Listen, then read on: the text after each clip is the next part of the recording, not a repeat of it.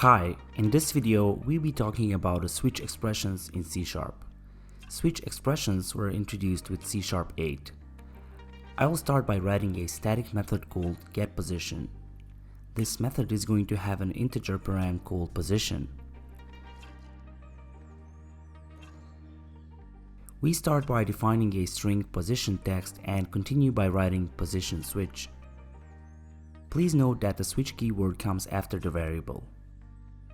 Then I open the curly braces and start defining the cases.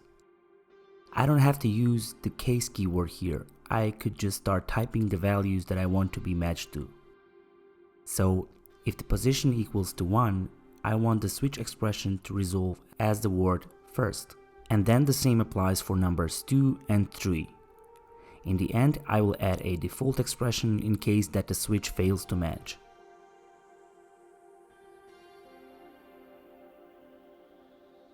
I will use the position text as a return value and add a few calls to the getPosition in the main method and print out the outputs. I will add 4 method calls with values 1, 2, 3 and 4.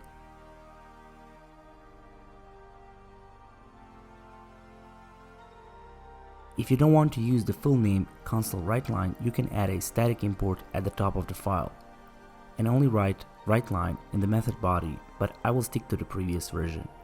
If I run this code now, the output is as we expected.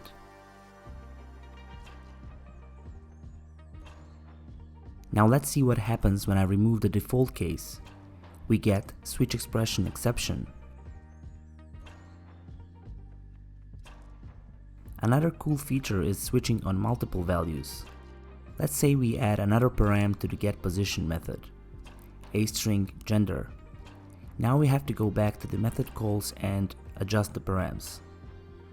So now we have combinations, 1 male, 1 female, 3 male, and a combination of a number 4 and an empty string. We need to change the switch expression to switch on 2 values now, and we have to alter the cases to consider both values.